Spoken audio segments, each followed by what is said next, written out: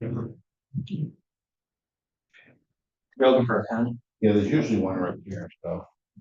You're looking for sentence. No, they're in Kenneth's office.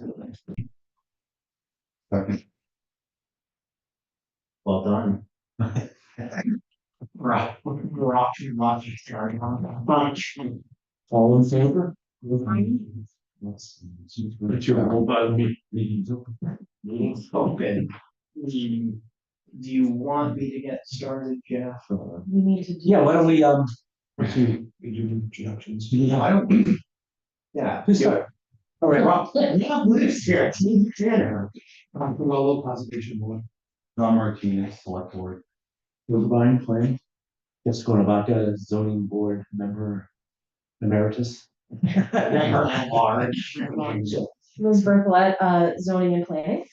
And Steve Goyette planning. And welcome, Steve. Thank you.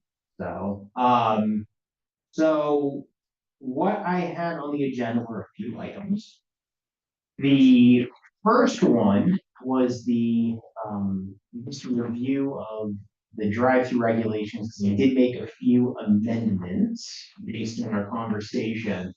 And I know, I think Don, and Steve, I don't think you guys are up to speed yet on, so they just quickly go over what was discussed last time, but basically our drive-through regulations and our zoning bylaws don't really exist. The only clause in there is under the use table, there's a footnote that if there's any type of drive-through facility that's proposed, it requires a special permit with the planning. So you're. So basically, it's just kind of subject to just regular special permit criteria, which then it's up to the planning board to try and enforce it as much as possible, which can be tricky if there aren't certain items outlined for design standards. So what I did, this was actually drafted back in 2020 or 2022. It was around the same time as the zone change that was proposed for Hartford Ave. So we didn't want to put this forward because we didn't want, the public to have any inkling that the town was supporting that MEAN project that included a drive-through, because it just would have confused people. But basically, what I added in here was a minimum width for both a drive-through and a bypass lane. So there are some drive-throughs in town that are just drive-throughs. I don't even know what the width of some of them are. I know we talked about a specific one in South Bellingham that is really limited. It's the Dunkin' next to Stop and Shop. If you've ever been, It's probably like 8 feet. I think it's 8 feet wide, and you got a building here and concrete retaining walls, right? Yeah, you see vehicles having to back out. Oh, yeah. The radius. Yeah, it's really bad. So the intent is to have, a minimum 12-foot width drive-through lane, which is standard, and then a 12-foot width bypass lane. And then I added in here for this section one, we were talking about, if there's deliveries or something like a loading area that's being used in the bypass lane, it can cause some issues. So I just put in here that, the bypass lane isn't going to be used for loading or deliveries. That's good, because the CVS over there in Franklin, Yeah. which I use, their delivery is right behind the building and it blocks the drive-through. You can't use the drive-through when they're doing deliveries. You can't always control the delivery. Yeah. They're supposed to come before the store opens, but it doesn't always happen. Yeah, and I mean, Yeah. that's a simple thing, and a lot of towns do require that too. If they don't 12 feet seems wide. 12 12 feet seems for the drive-through and then the bypass, it seems almost a bit unreasonable for have 24 feet. It's just, because you might have a tight space. Like if you went over to the Dunkin' in over there across from Larry's in there's no way there's 24 feet from their building to the fence. No, but it's probably not ideal too if you had like an emergency or It's something. definitely not ideal, but Yeah. the cars can go through. Yeah. I'm not challenged. I'm anticipating that if a new, Yeah. they might really fight with you, with zoning, saying, hey, listen, 12 feet's unreasonable, look it up. Do we know if that's consistent with other towns? It is. It is? I know. I just don't wanna. do Yeah, I'd that. let them fight. You go ahead, let them Because they'll fight. fight, well, they're gonna fight. And I'm not on zoning, so I don't know, so, you know. Yeah. okay. So before my time here as the planner, when I worked for CMG, our bread and butter was gas stations, travel centers, which all had drive-throughs. Yeah. So I got to see a lot of different towns between Rhode Island, Massachusetts, and Connecticut, and 12 feet is typically the minimum width on a drive-through. A lot of towns require the bypass lane too, a lot of them, not a lot of them, some of them don't specify. Mhm. But usually a user wants it because, I mean, let's look at, for example, like the Dairy Queen drive-through, like that is a very tight That's tough. bypass and drive-through lane. But the bypass gets used and people mount the curb to get around because They sure do. it's the only exit. Mhm. So, you know, I see your point, Don, that, you know, it is a little constricting, but, you know, we want to make sure that it's. It's goes from an uneducated Yeah. person in this area to practical, you know, thinking when I've gone through drive-throughs, thinking that might be a little bit. But if you don't care if it comes before and they wanna fight it, Last meeting, we talked about this being more restrictive than less, okay, because we feel like this drive-throughs are very public, people see them, they use them, and a lot of them aren't working very well in town. So I think Yeah, the fine group with is me. okay with having more restrictions than less. So- Yes. And I was making exemption.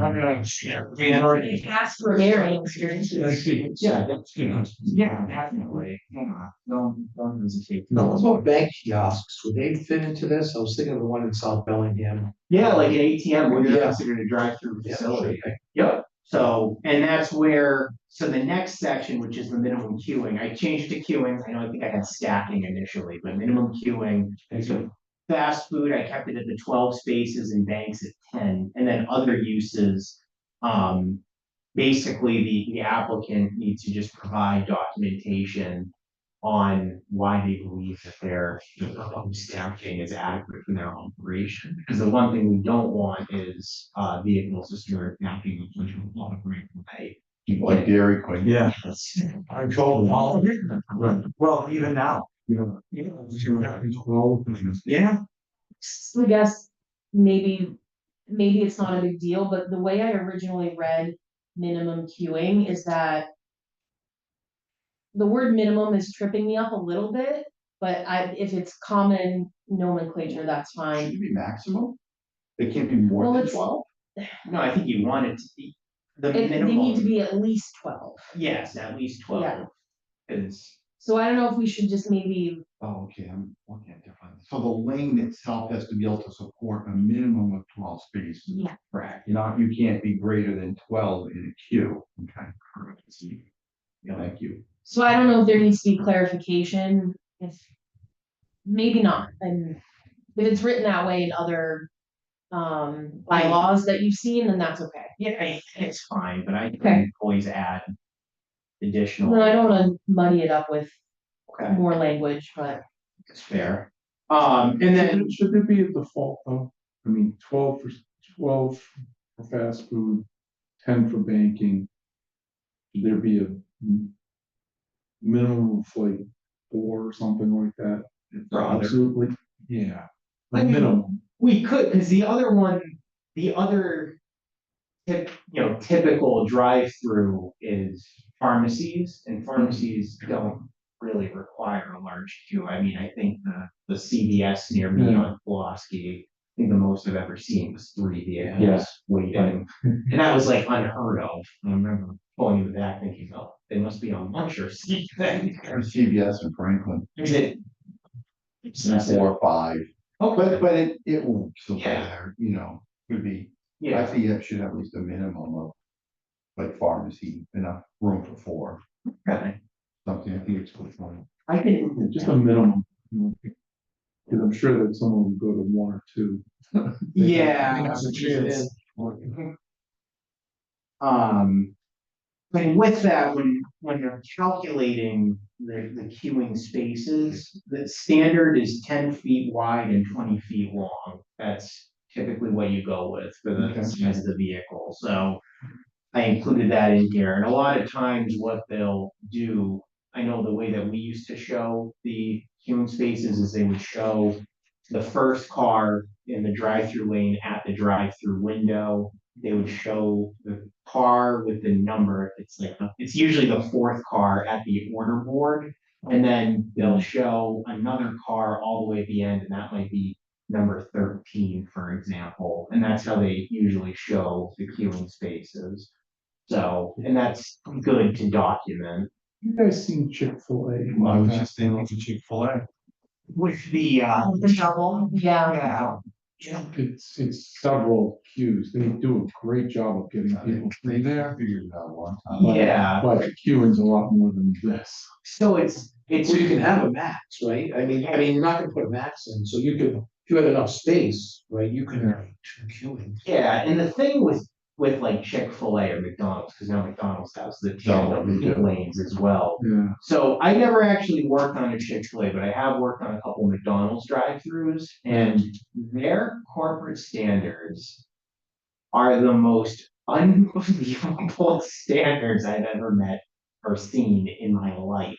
They actually go down this is some McDonald's terminology, everybody. That island, the second drive-through lane that has the order board, is called the bean. Yes, that's what they refer to that as, is the bean. It's shaped like a bean. The radius of every single curb is called out, and you do not go against the standards. The width of the paint markings on the drive-through lane are to an exact inch.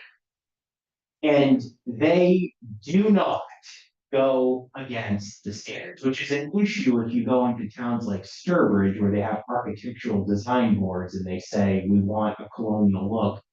They get really worked up because then they have to go against the standards. Does not compute. Yeah, there seems smoke coming out of the ears of the representatives. Don't clown around. No, they don't. So, So should we think about putting something in there for double, or does we, it really matter? I mean, they're not gonna go into a property if they can't double, because that's their business. that's the thing, because they're going to be, they will not propose something that's going to mess with their There's- operations. Yeah. So, That would exceed these standards, right? correct, and They that's, would, if they're exceeding these standards, then I don't think that would be.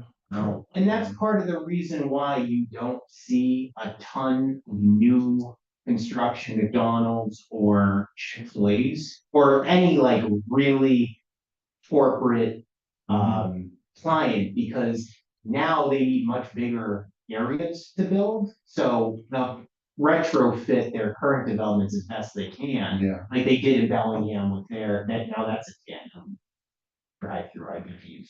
They did in Woonsocket as well, but you don't see a lot of new. well, their Chick-fil-A has 2 lanes. It's tandem both lanes, so there's like 4, and then they have people that come up and take your orders. And they're queuing you up. I mean, it's kind of interesting, because when we were down south, we went through one on vacation this week, and I just like, I've been to them before, but I was just marveled at how many cars were in line, and how quickly we got through. Like, It's amazing, especially with the, walking with you, it's getting everywhere.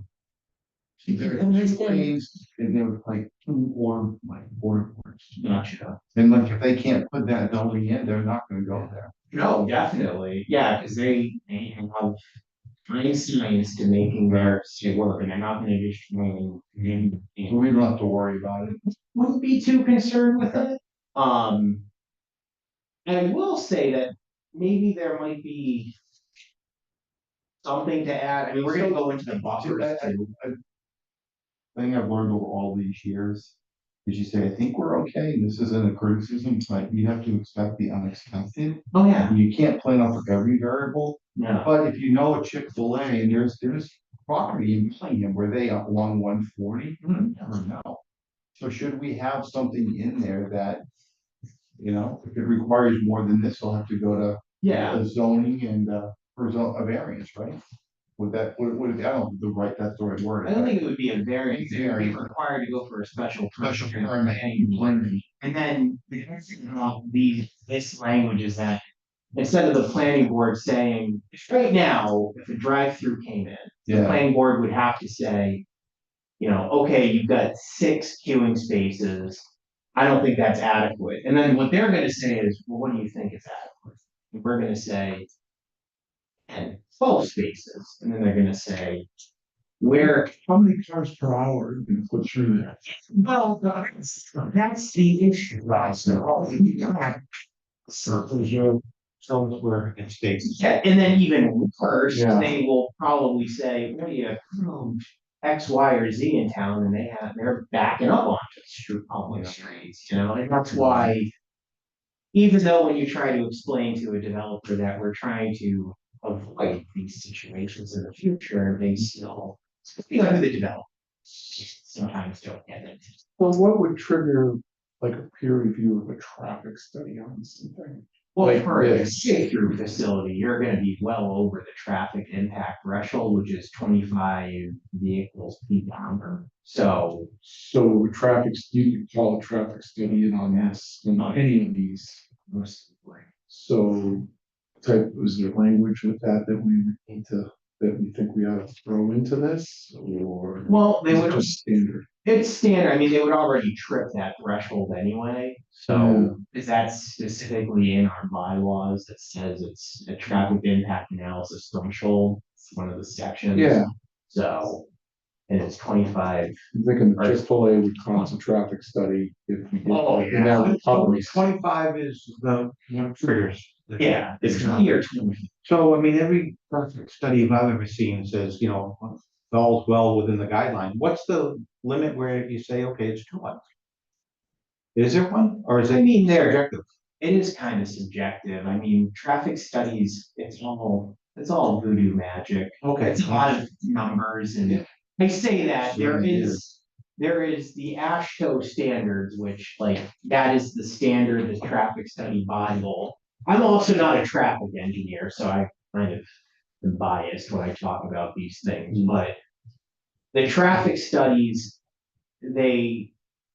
I think it's very, very hard to translate in layman's terms what is in that 300-page document to what you're really going to expect. I think that there is validity when they say we're anticipating an additional 4% of traffic for this intersection and that, you know, you can expect 20 vehicles per hour, whatever. But I think, like, you look at, for example, prime example, the Curtis apartments where that's 250 units.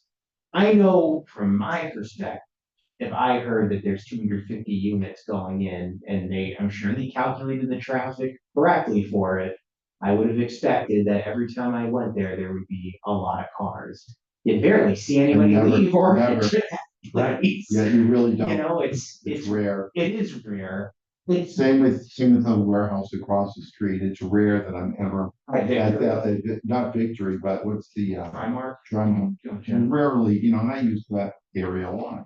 Yeah, I can't remember the last time I actually sat at a light there where vehicles were coming out of both of either Trimark or Cruise. yeah. It's really not that big of a deal. Yeah, I don't think I've ever stopped at that light because there hasn't been a vehicle to trigger the signal. But Yet I've seen them stacked up on either end. yeah. You know, I've seen a lot of stacked up. Huh. Well, the stacked up traffic in the morning is really at Mechanic Street and Main. Yeah. That's that light there. That's the big. Yeah. The Curtis, I think, was after Trimark. Yeah. Primark came in first, and I think that's what's right. You know, when the second piece of it was the Curtis, you know. But the traffic studies though is very, how do I say this? They spin numbers all day long at work. I feel like I'm in the same world in a traffic study. Yeah, Is it's that a fair thing to say? it is a fine science. It's difficult. Subjective. Yeah. I like the word voodoo. has a Yeah. 1,000 cars in power during peak, Yeah. right, let's just say. And they were gonna increase by 4% when we put Amazon in. What they're saying is that because of Amazon, we're gonna go up, 40 cars per hour. That's not that big of an impact, but the reality is it's probably a little more than that. And that's where the numbers, oh, it's not gonna be that bad, 4% impact. Yeah. Well, I think it depends on the route. It all depends, yeah. Like what kind of route it is. Well, it's more concentrated time-wise than they think, What it is, because definitely. they're saying, oh, it's gonna be over this 3 hour rush hour time period. In reality, it's like all of Amazon's leaving at the same time, Yeah. and everyone else is trying to get. Right, I've seen them come down, I live on Lake Street, and I've seen them come down, Bunny Lawn, I counted the other day, 16 vehicles in a row. Now, they're all moving, but right in a row, what, I said, how many is that? I saw 3, I started counting, and I was on one, 16, remember this phrase? Full of regular people, and then 3 more, so, So we have I don't know, I'm not here, but we live in Maple Street, and so my grandson's there, he's a little over 2. So Deanna's with him, my wife, and she's, hey, watch the parade. Bigger help to try to learn, stand up on the left, looks up, and immediately gets all excited when he sees 100 images of vehicle. Well, because I think every 15 minutes, about 30 of them. Then there's a pause. Is that what it is? Yeah, and it starts at about 9:15. Yeah, it happens, and they're just going, and they're going, and you just land, and that gas station on the corner of 140 in South Maple, well, it's they've seen us. Yeah, so probably one just located across the street, so I think right. So I did have a question in the second, in part 3 about the 6-foot high fence and when you're buffering a residential.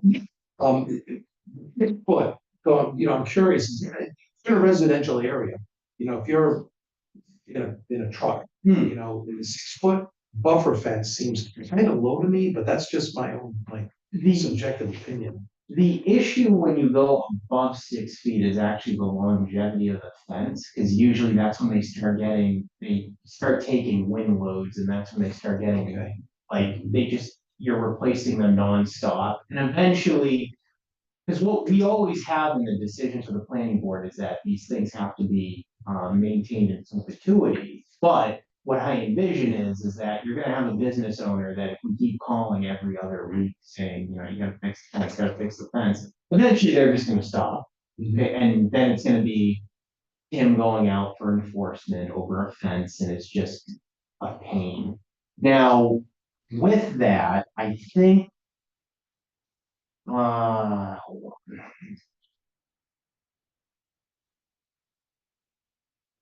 I think with the plantings of the trees, I think that's fine, because they grow taller than that. yeah, so B, the fence or wall with landscape buffer, that's the intent, because knowing that the fence isn't super high, it's always nice to add the arborvitae's or some type of evergreen that's gonna go above it, so it softens the look of the Exactly, wall. yep. So that's why it's fence or wall with landscape buffer, so it's not, you can't just put up a fence, you gotta put up both. So, and I think these landscape buffer standards, I forget what town I took these from. I didn't actually I take think it them, was Rentham. yeah, I didn't take them word for word, but I know Rob, can you put in some language around the type of plant, because you want plantings to go above. If you look at the solar array on Maple Street, and they put the fence up, and initially the fence was higher and the wind was knocking the daylight, so they kept fixing it, but they put plantings in front of it. But they really just, they're not like arborvitae's, they're not growing up in front of the fence. sure. They actually look like,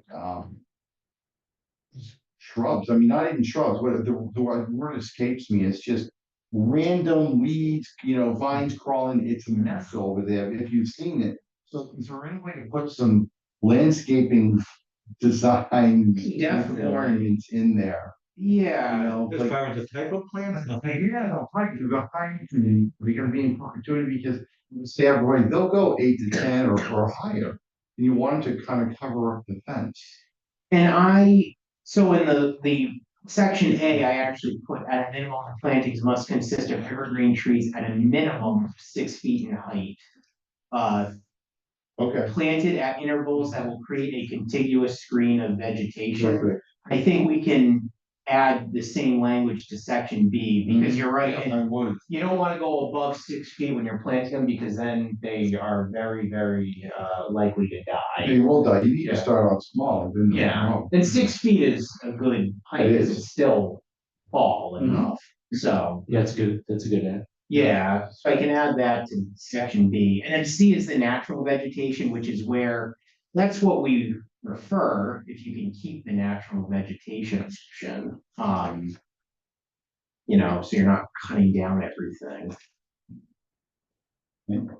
Brush. That's like brush. I thought it was just random. What it's planted, it looks like that. And then section 4, these are all items that I added, and some of these are definitely, I think we should maybe tweak a little bit, especially D, like.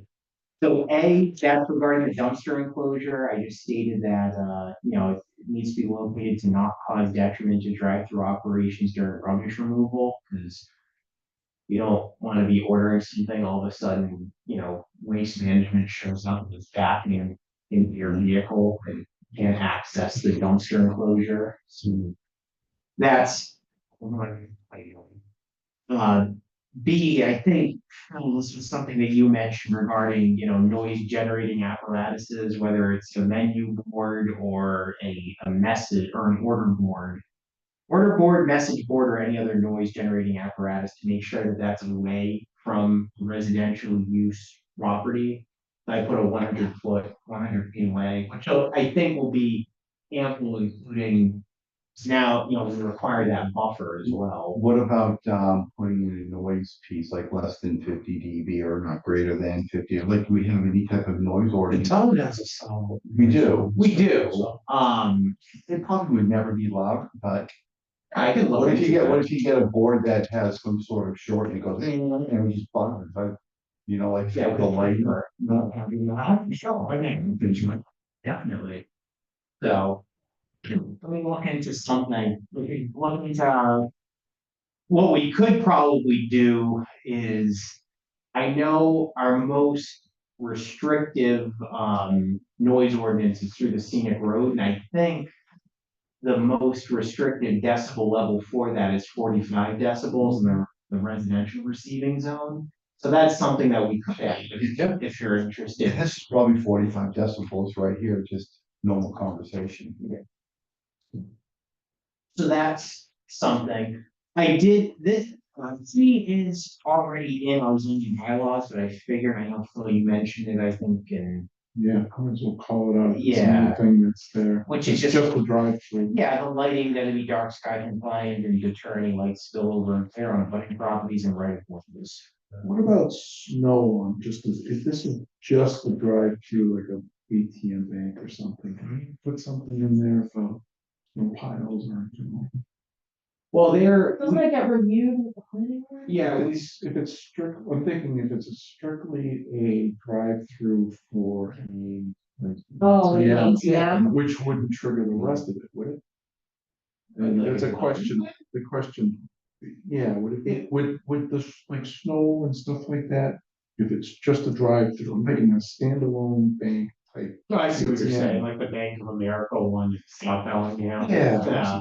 Um, Do we need to cover ourselves, I guess is the question. I'm pretty certain that that would require development plan approval regardless, even though it's under 10,000 square feet, it's a proposal that is not a residential use. So that would trigger the development plan approval. And the reason why I bring up the development plan approval is because that's actually something that is it's always a point that comes up. Our peer reviewer has been quite on the snow storage. Do we need to call that whole development plan approval? This is part of this? That brings up a good point too, because not that I see a lot here, but there are fast food restaurants that are just drive-through only. I see a Yeah. lot of them down south, and I'm not suggesting they're coming this way, but that there should be a difference there. This is like, you don't even, Well, this place called, it's called the Cookout. Yeah, Have you ever heard of it? And they're pretty popular. And it's drive-through, well, not all of them, but a lot of them are drive-through only. they are coming this way, Are though, like, This is Dunkin' Donuts in Vermont that's drive through only. well, right in Webster, Mass, Webster. there's one Is that's drive-through, and actually, so right around, well, it was a few years ago when I was in the private sector, we were given the design boards for it was basically, prototypes for Dunkin' Donuts freestanding drive-through only. The only difference is the freestanding one in Webster, it's a decent sized building, like it has, a pretty good sized cooler and like you could have quite a few employees there. But they ended up providing, I think their smallest prototype, it's like 600 square feet. It was tiny, and the intent of it, what we believe is drive through, but it's really focusing on like the Grubhub and food delivery service people, because there was a pickup window that you could walk up to, and then there was drive through. So, and that was actually something that was mentioned during the Hartford Ave zoning overlays, because there was this rub about Food service. food service, and I forget who said it, but somebody saying, well, it's the lot sizes aren't very large, so that's going to really deter people from putting in something that's gonna be a high traffic generator, in which we discussed these new prototypes that Dunkin' Donuts came out with, and, that's gonna generate just as much traffic as a drugstore. And there were a bunch of those same type of drive-through only. Part of, yeah, they just Dunkin' Donuts, the Yeah. Cookouts, Yep. they were there. Yeah, so, but those would require, since it's a drive-through use, it would require a special permit, and it would also require the development plan approval, because it's not residential use. So you're covered in there, which is a lot of this. I mean, I can definitely put something in here about maintenance, but usually that's in the stormwater, so that's where the landscaping and, snow removal maintenance occurs. Where we have our recommended de-icing, and fertilizer, uses, it's non-phosphorus, and I forget the de-icing thing. Yeah, I'm just trying to think of something like this would not trigger development plan.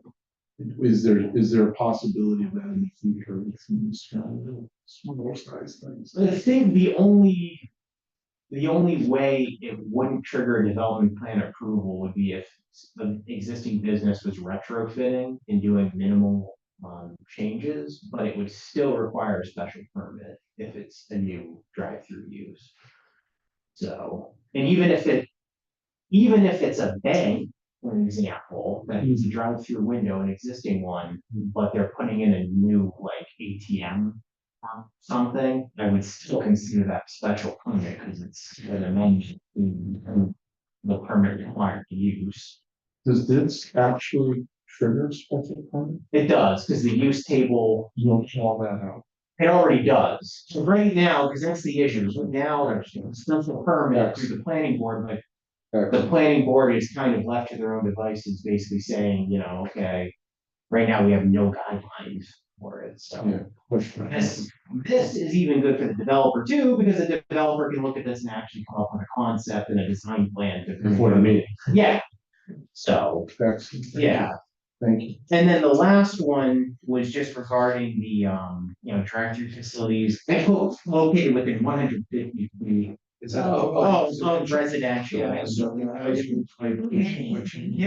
With anything, yeah. of residential use property. Do we have any 24-hour businesses in town? Is Rapid Refill? I think rapid refill. It probably is? Yeah. Well, the Dunkin' Donuts isn't, the Dunkin' Donuts is done by Tim, isn't it, 4 in the morning or 4:30, it opens up again. Yes. Same the one, well, what used to be Irving, I'll always call it Irving, but they're the same thing, they don't operate 24 hours. The one on, Yeah. that's how to read. Maria, yeah, I call it Irving, but you're Dunkin', it's, yeah, Right? the, Yeah, the gas. the gas is Irving, I don't think so. Okay. There aren't many, I mean, Yeah. at one time Walmart was years ago, when they shut that down 24 hours, even at Christmas they closed, they now open 24 hours. They were, at one point, they were open 24 hours. Interesting. Years, it didn't last very long. Yeah, I think their concept was, listen, we've got all these truckers coming up and down, you know, they're gonna be here, we might as well open them, but. yeah. whatever. It's, I get staff there. Yeah. Now it shows. Well, So the only, like, one that like CVS in Milford on 140 is open 24 hours, I don't, the only one, you know that? one Yeah. that's there. Yeah, and there's one in North Attleboro. Yeah, the rooms, yeah. The one in South Bellingham, I know, Oakland is pretty late, I think. Yeah, but it's not 24 I hours. know, yeah. The pharmacy is done by 9 or 8 or 9 Yeah. o'clock, I think, because I know I've had to unfortunately get some medicine really late at night, and, you know, I'm trucking up to Milford to get it. Yeah, That's the only one around, other than the North Alabama. And they don't sell 2 liters at CVS. Only the last minute science project came the other night. Well, you need a 2 liter for your science project, it's 9:30. And they only sell 1 liters. So we had to go to the Red Lantern. Yeah. What's that? That's the gas, is that what? yeah, it's just how much. The Russell Lantern? Sorry, don't get down that way very often. Hey. Red Lantern, I thought there was an Irving and a Cumberland down there. Yeah, there's a Cumberland is on across the street. Yeah. And then I think it's. It's in Santa Maria, it's Yeah. gas, but Okay. the cheese and rusty land. Now, And they make, you know, pizza and sandwiches. That's just like It's the 7-Eleven, same, yeah. it's the yeah, same okay. thing, just across the Gotcha. street. So that's what we have for the drive-through, which there's more stuff that I can add if you're good. And, yeah, we've got plenty of charges now, you know, we're gonna be amping up for anything we add to fall town meeting, so, you know. So this is for fall town meeting. Correct, yeah. and I like the way you're doing it, instead of trying to do it all at once, like you're doing some, stuff, and then some. You're gonna get it, you're not trying to change everything. No, I agree, I think Great it's the idea. best way to do it, and I think, you know, as we get into this and we created this list, I think we should maybe go over next, unless there's more conversation on the drive-through facilities, but I'm sure there's things on here that I mentioned that I think is going to require quite a bit of, like, public input, so we don't have the same situation that we had with the Maple Street, rezoning. You know, I think this is a very good group. I know this is a very good group. I think we had some really good dialogue, and Sure. I just don't want to run into issues where now there's gonna be contention and the public saying like, my review is trying to push this. No, like Yeah. that's, you know what I mean? So, Yeah, I do. yeah, I have a question, yeah. Rob, I mean, and maybe this is worth looking at, maybe it isn't, but what about, you know, given what I've seen in town, looking at transitional zoning? Well, I think on this list of potential review and topics, that was going to be under my uses and districts little spiel on Okay. there, which is the third one down. So, I guess everybody kind of good with the drive-throughs for now. We can Yeah. let that sit. And if there's Yeah. more stuff, I'll make some edits again and we can revisit it. And, Sure. you know, I think it's in good shape, but, you know, we can tweak as needed. But, Great pass. oh, Yeah. yes, what I like to hear. Yeah, I do. So the next thing that I had, I know at the last meeting, we kind of discussed what items that we need to look at, which I will say, just between the 3 items that we have tackled in the short time that we met, I think, you know, we're making really good gains here. I mean, we did ADUs. I know you didn't have a lot to do with the floodplain stuff, but, you know, that was another thing that we needed to do. And then, you know, the drive-throughs, that's a really good start. But some of the items that I had here, which just going through our bylaws and trying to think about things that have come up between applications of the past and things that I've just noticed that we could maybe implement better based on what other towns have done. So the first 2 are, you know, those are big items that I mentioned previously, you know, our downtown, I think is definitely a project that we should look into because we've lost a lot of character, it's not ideal by any means, with the plaza, our commons beautiful. Yeah. Our municipal center is very nice. I know, I forget is it Tony Corey? He has a nice property across the street. And he also has which was our first library, that white building next to it, that he's owned for several years, that he's not taking care of, he's just letting fall apart. Yeah, which isn't good. And actually, the historic commission is another item I should add to this too, which I'll jot that down to the end and I can kind of explain to you. It's a pretty interesting conversation with Jeff Prescott after one of our planning board meetings. But we'll get to that in a minute. But basically, the downtown overlay district and an overlay district for Pulaski, or a new district, those are two items that I think should be looked at some point in the future. And I think those can be actually very enjoyable, fun activities that I think the public is really going to like once it gets. Last thing we showed for Pulaski, that was fun activity. What was the biggest complaint to what you were proposing? I think there was a vision at that point about having some sort of conformity amongst existing structures of what it would look like. Yeah, I mean, of course, that would be wonderful, right? But But how do you implement? Right. Yeah. Okay. There's also conversation about, you wanted the area to be walkable. So in order to do that, you need to put traffic calming in there. So but it's a state highway, so that was a little. We're gonna slow people down to get through this. Why would we do that? And then I think there's a lot of businesses down there that are grandfathered in onto the smaller lots they're on. Yeah. And for them to do anything, like if they acquired a neighbor's lot, they wouldn't be able to, that they would be sacrificing their existing business in some cases to do things. So there was hesitancy there. So chalk it up to a learning experience about how we approach this next time. Yeah. My own personal opinion is, I think it'll take a while to do the downtown overlay. Oh, yeah. So the sooner, in my mind, kind of the sooner you start the process, Yeah. because that, one of the more embarrassing things that I usually run across, and I'll say, oh yeah, it's the center of Bellingham, and if you're not from Bellingham, it's like, where's that? Yeah. Like, Right. is that 140? And then sometimes I think it's by Maple and South, all outside of our community, because it doesn't have a presence. No, we We know put the rotary and we would have had a presence. Yeah, a big one. So trying to figure out how we can create more of that community feel, like It's design elements, it's having a design review board and coming up with standards, color standards, structural standards. I know this is very different, but when I was down south last week, I was in Charleston, South Carolina, and we're on a walking tour.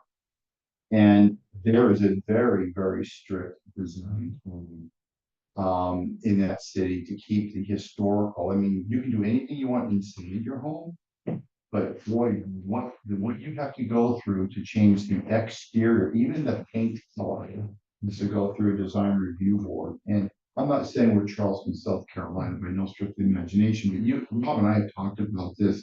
I mean, just the warehouses in town, it would have been nice if we had thought about this a long time ago. Have a color palette, a standard, so which these buildings, they all kind of look and feel the same. So there's character in the town. As opposed to them all looking like, if we push that car, they at least put that stamped brick in the front. What's what I wanted to have on Mechanic Street. I even said it many times. Why can't we have it kind of look at just looking at the stamped brick? I talked to the motor base and it just didn't happen. Yeah. So, there was more focus on the sign than there was the building itself.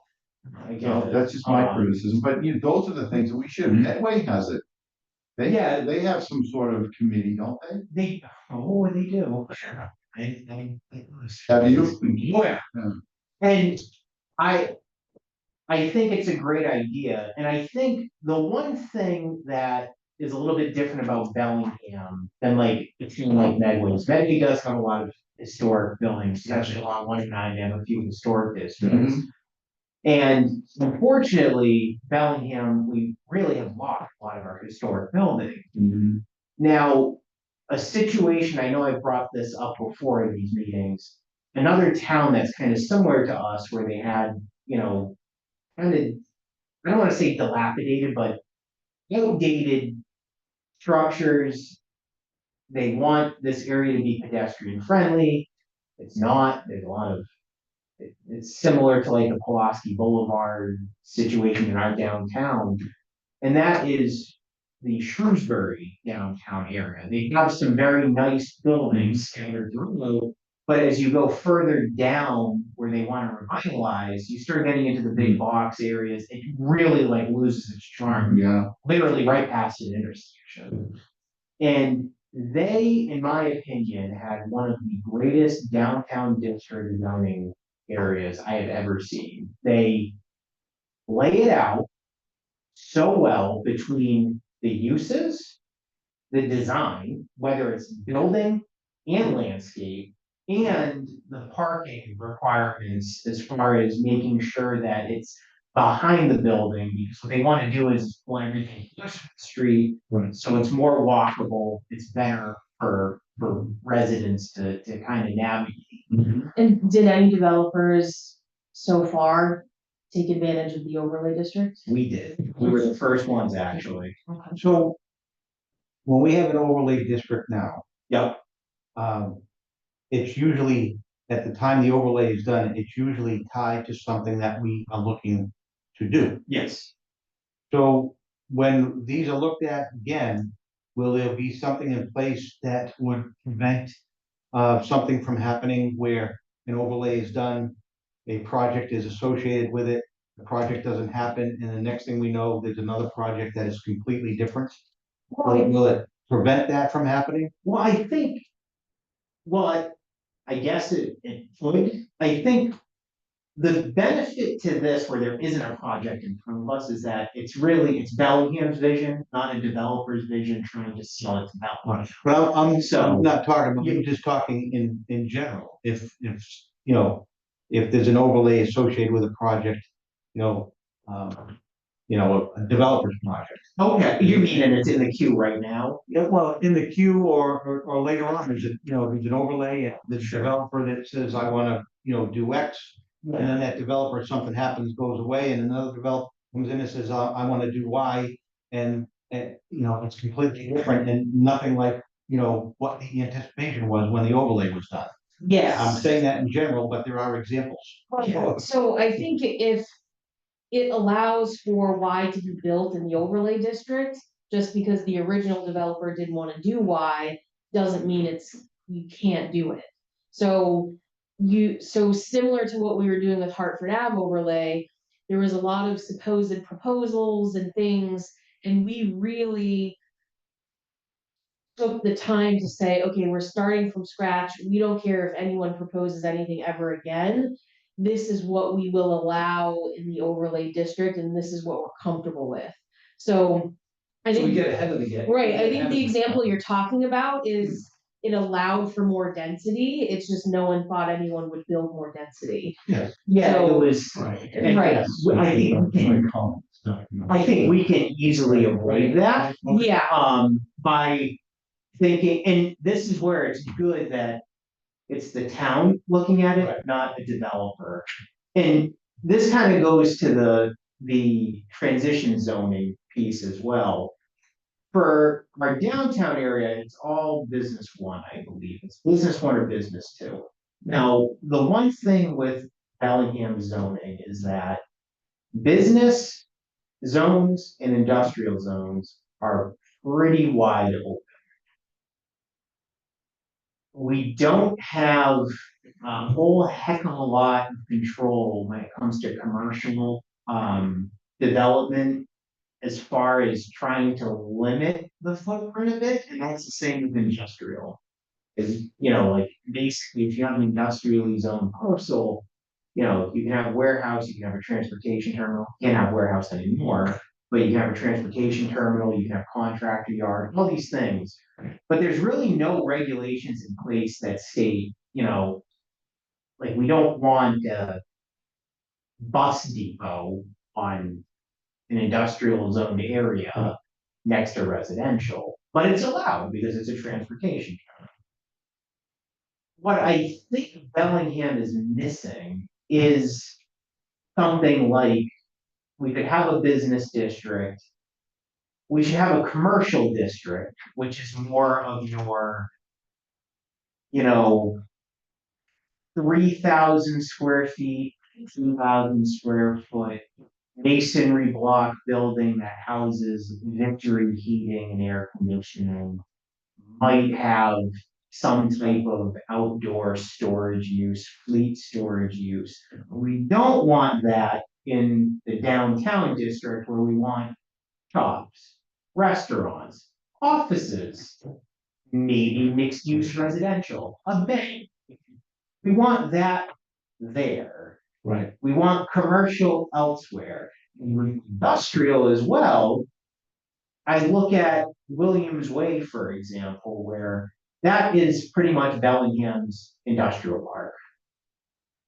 If people want to propose something on Williams Way, it's out of the way, it's off of Mendon Street, which is kind of the road less traveled. There really aren't any residential abutters because we own a lot of land around it. That's almost, that's a good industrial zone. You have Maple Street, you got Depot Street, you have, I'm trying to think of some other industrially zoned parcels. Some of them, off of Farm Street. Yeah. Hartford Ave. Those are industrially zoned parcels that allow the same use, and it's a free range of pretty much anything. You could have a light industrial zone there that caters to the commercial uses and light manufacturing.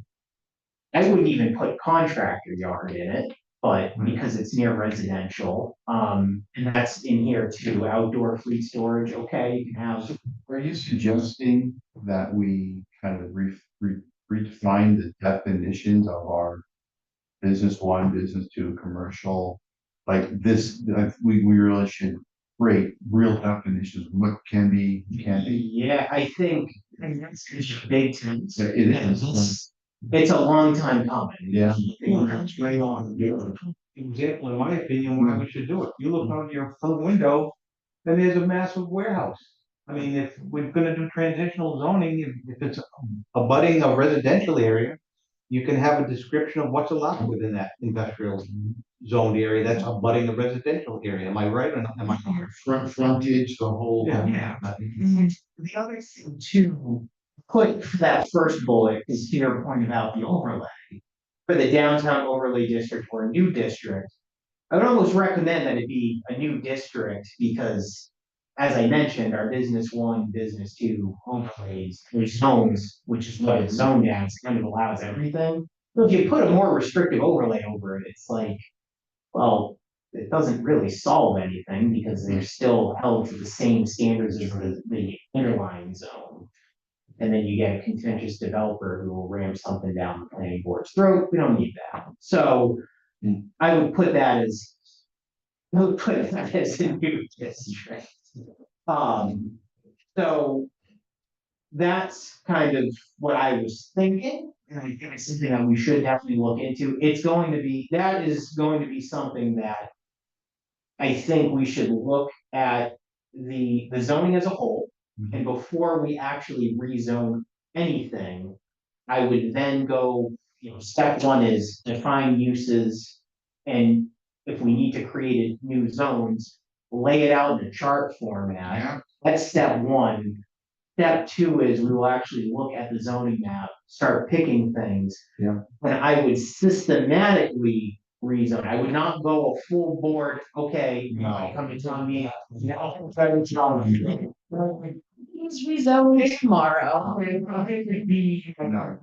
And just, no. To really understand it, it would just be, you started though, the task about sort of design elements like talked about Shrewsbury. Yeah, So are you thinking that's part of this, or is that gonna be a separate? Because like Medway and Shrewsbury, they must have a separate group. That if they want to do something, they have to go through, like if they're going to submitting to planning, not only do they have to go to planning, but they're gonna have to go to this design committee and say, here's the design of the facility that we propose. And then the committee does its thing. Are you And suggesting that? I wouldn't suggest a design review committee on Pleasure Week. The only way I would recommend it Yeah, is if we create a downtown district yeah, okay. and we create, you know, if we do something in Pulaski, that's kind of, Yeah, but that's also a lot of developable land left anyway, do we, other than, well, my issue with specifically Medway's design review committee is basically if you submit an application to the Medway Planning Board or Zoning Board of Appeals, you immediately are required to go to the design review committee. Which is all well and good, but I know I had the issue of, we went to the design review committee for, it was off of, Alder Street. And that's an industrial zone. We did it was a very nice building for it was going to be equipment, that's way off the beat. it is way off the beaten path, and when we went, to the design review committee, the building was beautiful, and they looked at it and said, oh, this is an industrial building, and we said, well, it is.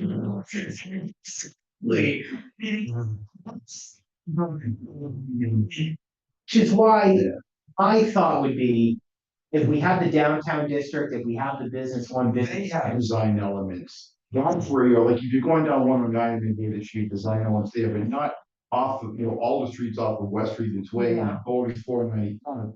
I couldn't agree more. Yeah. A design, like what Shrewsbury has. It's very specific areas that we wanna control the look. Yeah. Yeah. Right, so my question is. Do we even want to look at more overlay districts, or do we just, or should we?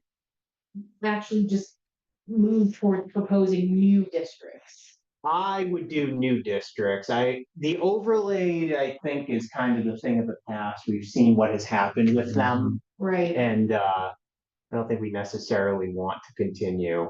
and do you feel that it doesn't encourage what it's meant to encourage because it's restricted under the underlying zoning? In this case, because we actually want to kind of define a new direction. And Yeah. the underlying zoning is so, that's why the overlay wouldn't really work. Yeah. So, Gotcha. in my opinion, Okay, that is just my opinion. Where's their The zoning? desire is to try to constrain what can be built. Correct. in specific areas. Yeah. Where's their zoning? Let's use the word encourage. Yeah. Suggest. Encourage. So that's an interesting. Encourage, say, look, overlay, Have it as a. it ain't gonna be do it, but it doesn't, but. It's like a lot of things, whatever. Yeah, the original charters where they didn't allow for the building footprint to change. So if someone wanted to do something new, it had to be on the same exact footprint of the old. Yeah. And no one was building. Limit your own together. So that was part of why we did the overlay to allow I know. to change that. That is.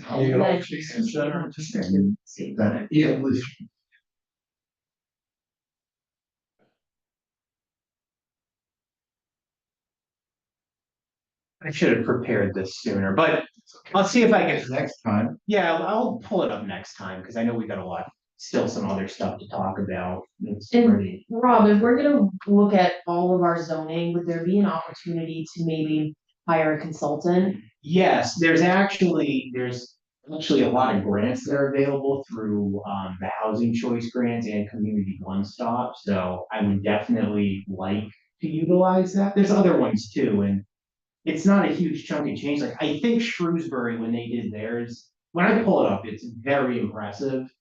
I'm pretty sure they used a consultant because it's very well done, like with actual pictures of architectural buildings and architect talk and stuff that's way above my head.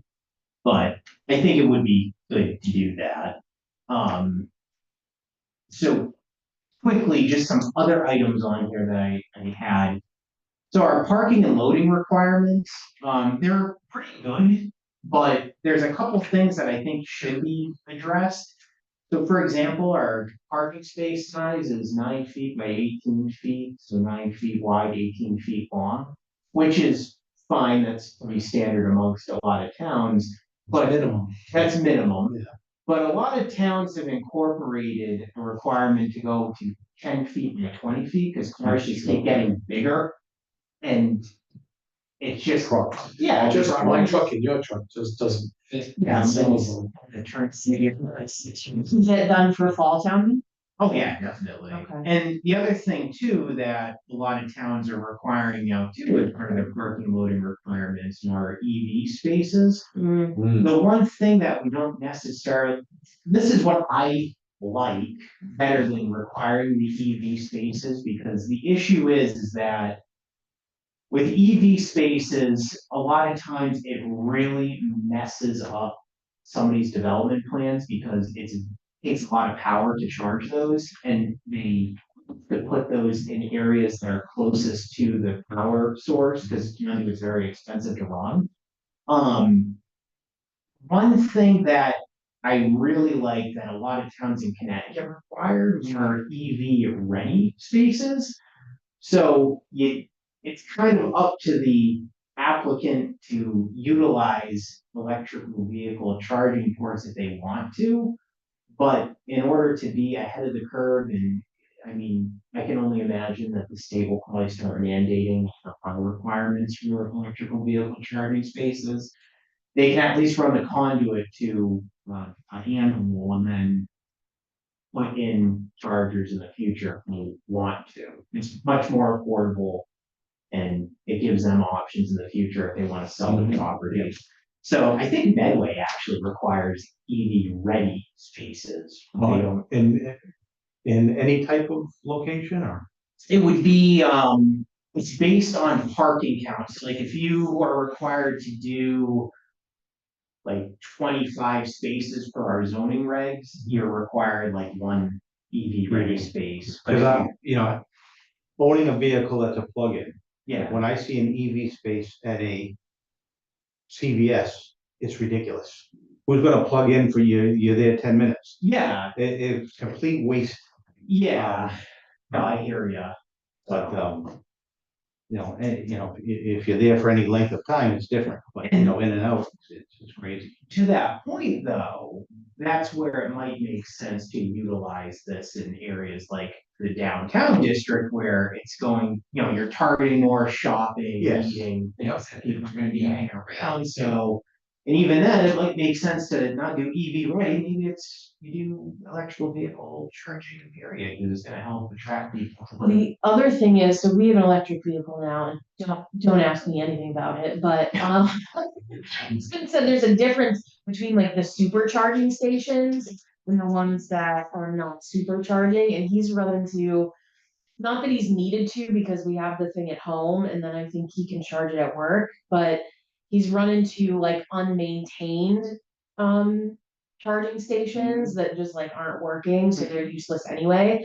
So, the just personal experience, yeah, like, you might think someone's not gonna charge it to go into CVS, they're probably like low on the battery, they're not really needing to go to CVS, but they just need to charge it there. Yeah, So, but yeah. It's not gonna charge you 4 hours or 8 hours. No. Right, charge. No, Some company to come in and put some charging. They just did down South Bellingham over by, yeah, yeah, yeah, I don't know if they're hooked up yet. but yeah, I think they're free for the town or It's something. free for the town and we get some money back. and it's a benefit. That's near you. It's a benefit to us, to the team. But to your point, you're right, that, I think it depends on the business or the development. yeah, It's something that you're gonna be there for multiple hours. but most of them aren't free, like, it's pretty expensive, Yeah. so I think, like I said, my husband's only used it in an emergency. I hear it's more than a gallon of gas now. Why? Yeah, he loves it when it's local, but he can't take it anywhere No. because it gets crazy. Expensive, because of what you just described. Yeah, I think it's like $20 an hour, I don't know what it is, so those are some of the parking things that I noticed. There's also, I put pedestrian refuge in here because we don't really have any language like regarding bollards or curbing placement to. So that's what refuge meant. I didn't know. I wasn't quite sure. I thought like a wildlife refuge. Oh, For pedestrians. They're gonna cluster in there and everything. Place to bring their dogs. Yeah, exactly. So that was the. Waste stations. Waste stations. I think we So we're also, gonna have a dog park. Huh? we should also specify in our regs as well. I don't know where exactly yet, but I think it would be very beneficial to actually put explicitly the requirement of concrete sidewalks and a minimum of concrete or granite curbing for specific areas because, and when I say that, I mean when the sidewalks abutting the curb is, there are some areas in town that, there's kind of putting willy-nilly asphalt. And they don't hold. Sure, just granite, period. I don't even know why, I mean, concrete lasts a little longer than asphalt. The difference is the cost. So if you buy bituminous curves, like an asphalt curve, that runs about like $3 to $6 a linear foot. Okay. A concrete curve is $35 to $40 a linear foot. Granite curve is at least $70 a linear foot right now. So it's expensive. And then the sloped curve, which I don't know why anybody would propose it, but it's even more expensive because now it takes a bit to set it correctly. It's all like underneath, it's all gonna be a concrete baller. I agree, granite curve is the best. So what's the best? Yeah, The last is. Block breaking down. Utilities. What about trying to move where we have underground utilities? I wish here in the center of town that we'll get enough we put underground utilities. I wish too. It would have been, we should not have had lines going up. I know, I know it's very expensive to run conduit, but in the downtown area. At least in the downtown area. If we could even get like, because there are resiliency grants too, Yeah. which I would It'd be imagine. great to be able to. Mm. Oh, God. Well, I mean, putting utilities underground would help with resiliency, so. Look into it. Yeah, good job. That's your list. Yeah. Strong. Yeah. So, those are some of the items. The other thing too, we have for parking and loading requirements, we have a front setback to right of ways where we don't have space, which would be good. Kind of weird, but.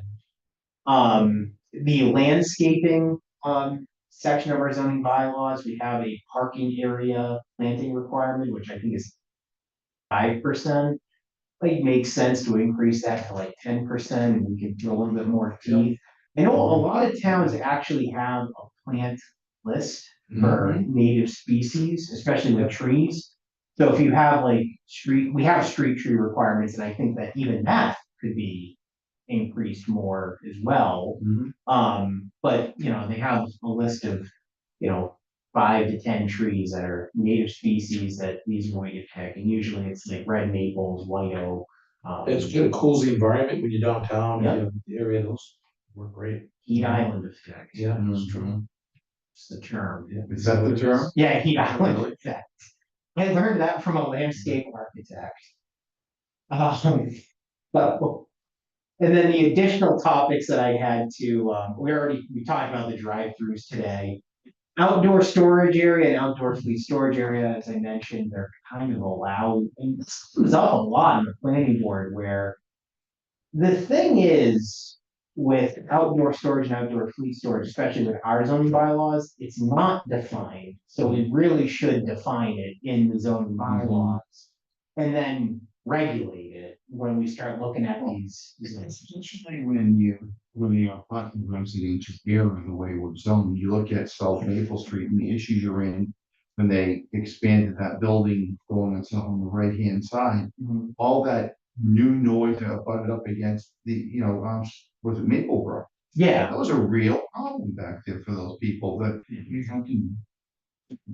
Trucks backing up and all, it's like, It wasn't like that before, where they expanded their building, all of a sudden, And that's became a real pain, that's just not rude to those residents. that's another area that's a prime contender for like commercial district, Yeah. business district, because I think that's zone industrial too. And commercial. Yeah, Smaller facilities. yeah, because then you have, if you have like a luxury heating where it's fans that don't, this is stuff like that's the. Well, this was, I think, the forklifts running around, louder forklifts picking up these large pipes and moving stuff all around. That was the problem. They were doing it late at night. Yeah, and it's the other thing too, I mean, you storage areas, you can have even more, constrictions on. Time, on hours of operation. Yeah, Can we define all the sites that have outdoor storage?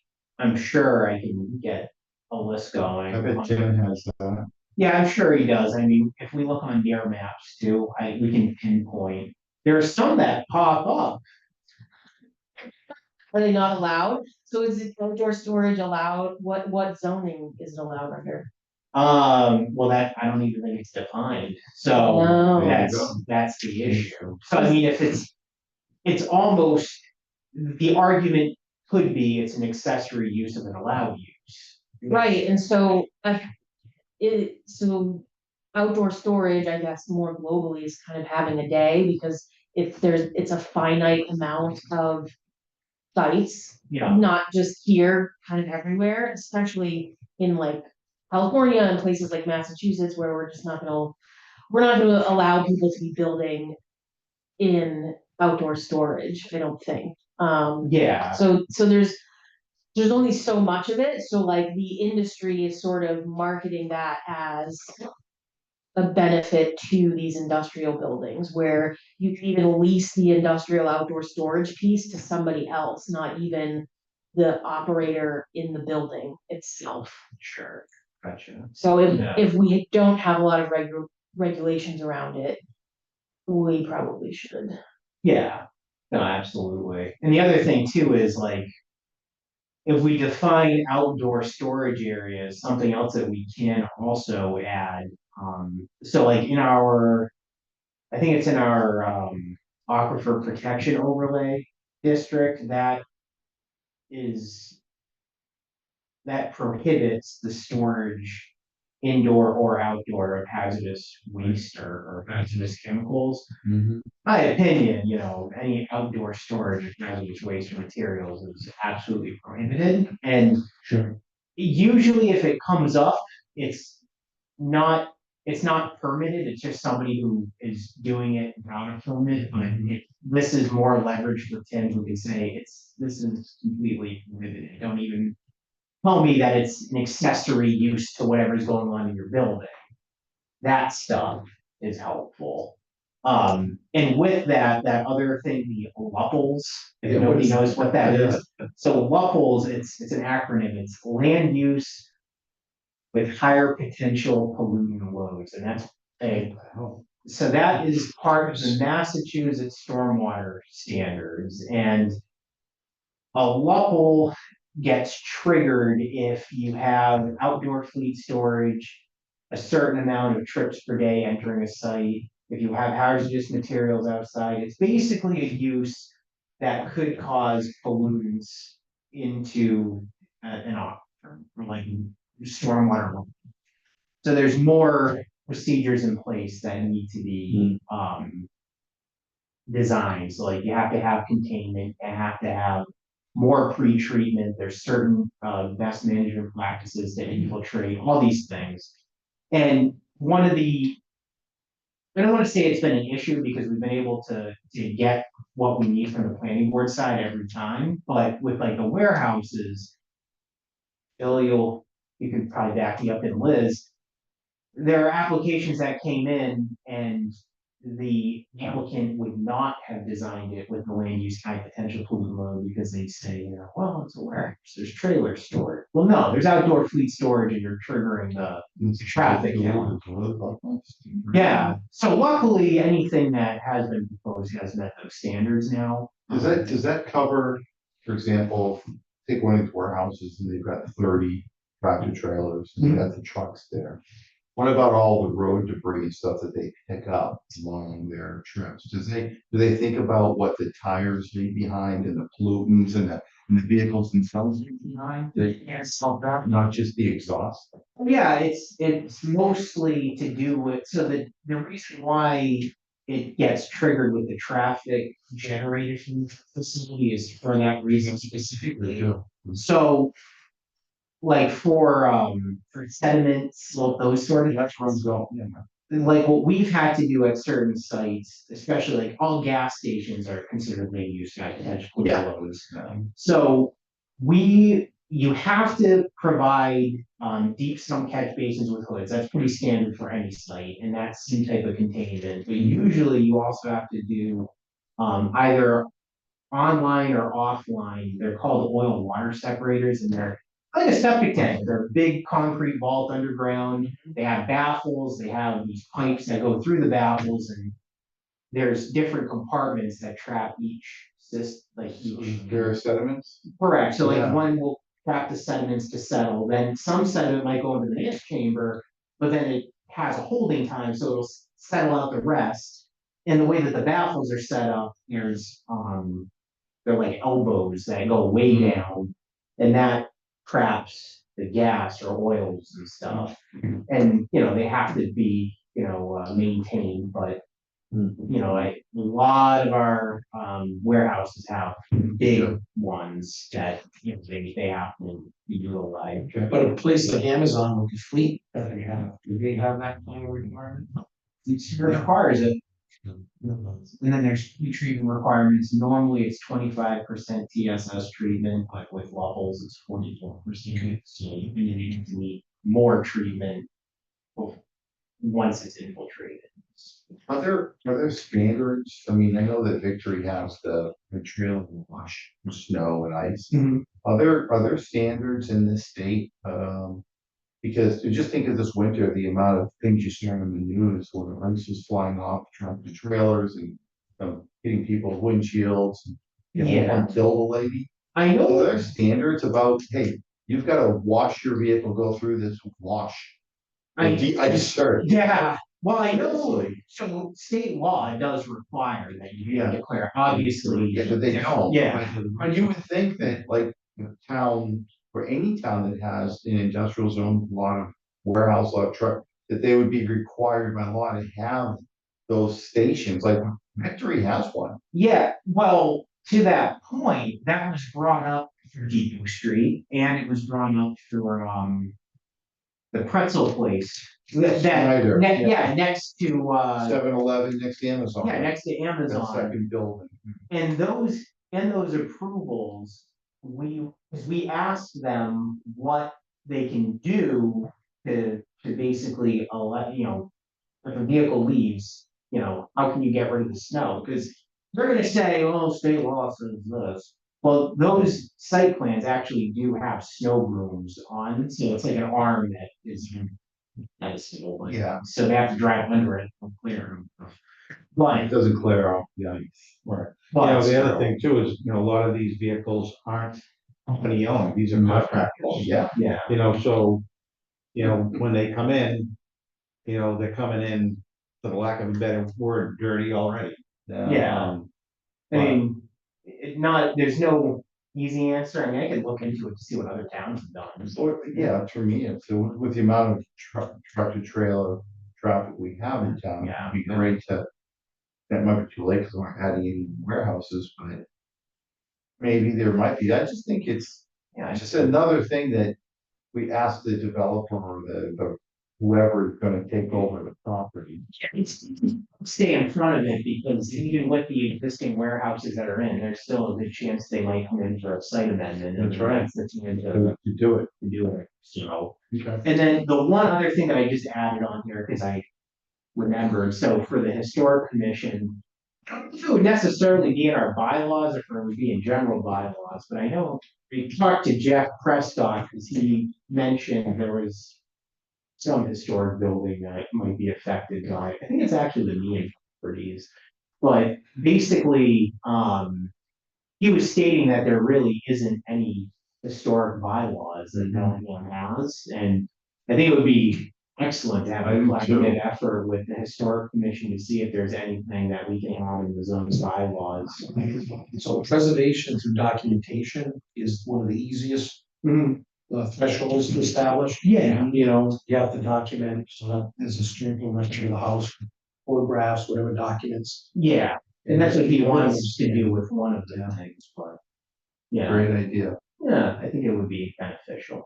So, It's easy to do and it's not cost consuming for the person who's doing the work at the house, you know, demolishing it anyway, so. Yeah. If that's the case.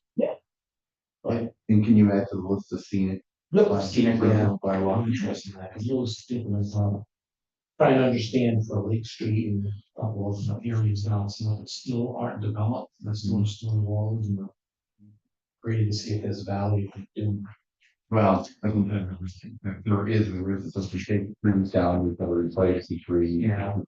Because there, on Maple Street, the stone wall is always falling down, and I was calling Jesse, who can get somebody down here, probably the DPW. They didn't have anybody that's a good stone mason, yeah, so, you know, it's when they are when they're on a project. They'll grab them and send them down on Maple Street or somewhere area that needs some help, and they'll just slap it together. And then it falls down again, I mean, it's just a never ending thing, yeah. you know? No. But what, Yeah. this is a very good conversation. Yeah, great job so far, I mean, I asked with how things have moved along. I appreciate it. So take a look at the minutes. Yeah, why don't we?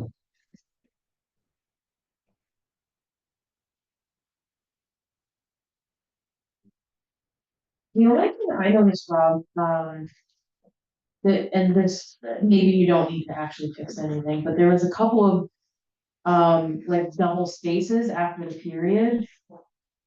Which I guess is not standard anymore in, no, it's typewriter error, but I haven't tried my teeth, who uses it, and I'm like, you have to stop with some few spaces. They wanna say paper. Now they wanna say digital space. Yeah. It doesn't I'm not really saying- matter, it's just, it's not consistent. I was gonna say, if you want, maybe we can. If this is okay, we can, moving forward, I'll make sure that we don't. Space after, I don't know. I refuse. Like on the back, there looks like there's four spaces. I can see, There's way more than two spaces, so I'm just saying. I wish you had worked on my team when I was. PowerPoint together, and I was like, this looks terrible, Rob. I do recall. Are you gonna vote no? Yeah, I'm gonna vote no based on, Motion to forcibly remove Liz. hey, listen. Oh, wait, I can't make motions. Just, yeah, tighten it up a little, make it look a little more professional. Just kidding. No, I don't disagree, I agree the town should have a standard. Font, style font for all of our communication, Yeah. like a great business, my business is a very strict communication style. It changes when we changed our brand about a year ago, they changed font, they changed all kinds of things, it's very strict, so why I knew about the period, because they had drilled that in, you know, Yeah, it's for a long time now, this isn't spaces. something new, this is something that. You know, I've seen for 20 years, it's a single space after period, but when you were typing, it was always a double. I learned to type it was double space, right? But it's single space, and believe it or not, it was to say paper, now it's to say digital space. Mhm. Interesting. Because it's a character, you know? Yep, it is. Think about all the single spaces, all the digital. The amount of time you'll Hey, save typing now. I'll be honest, I wouldn't even get going on too much emails. Yeah. Oh, sorry. It doesn't make a difference. It doesn't take a minute. We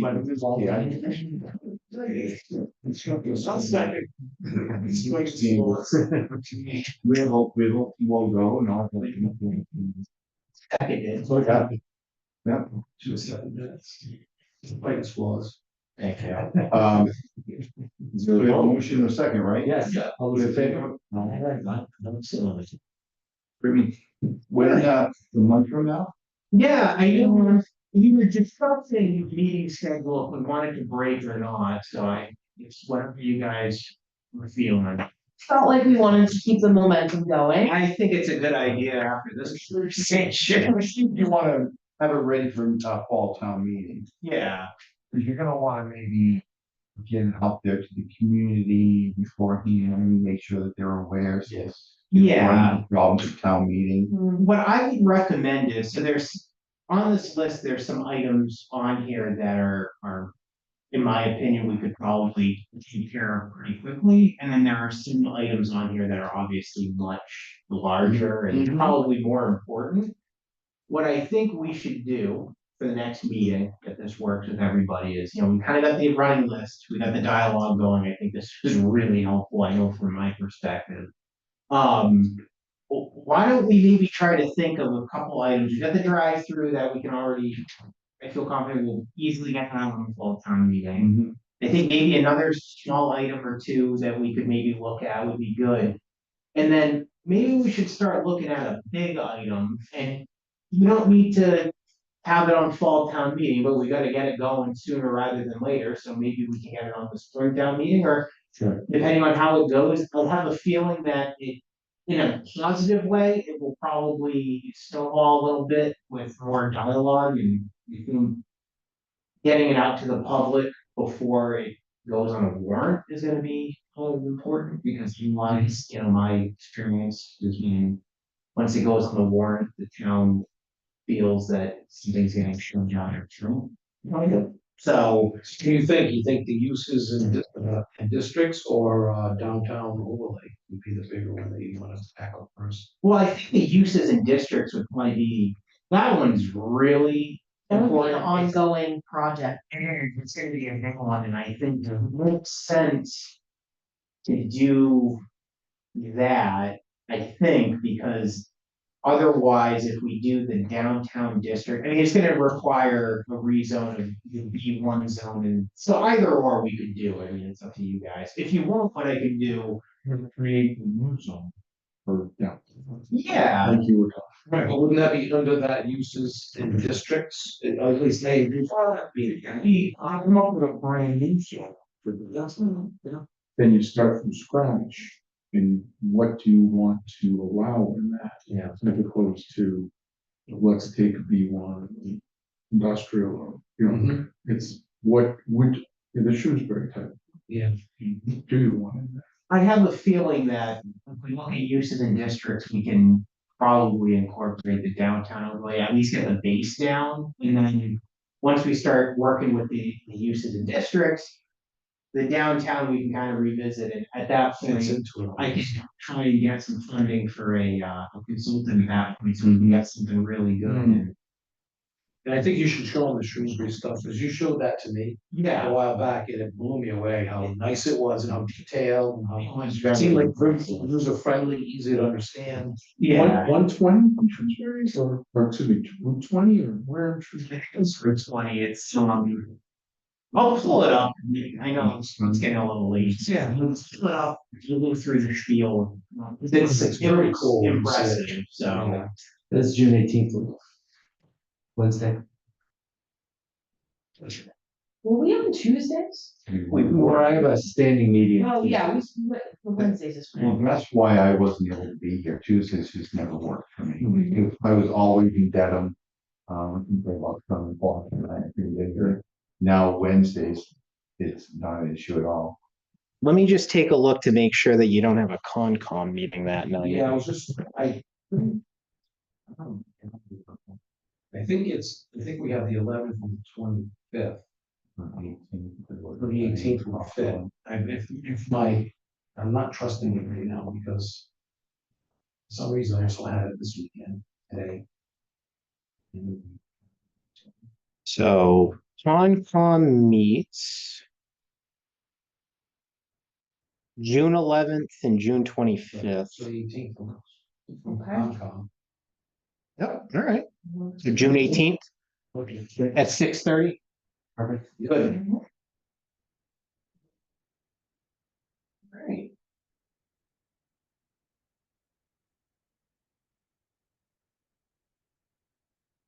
Are we still recording? Are we in here?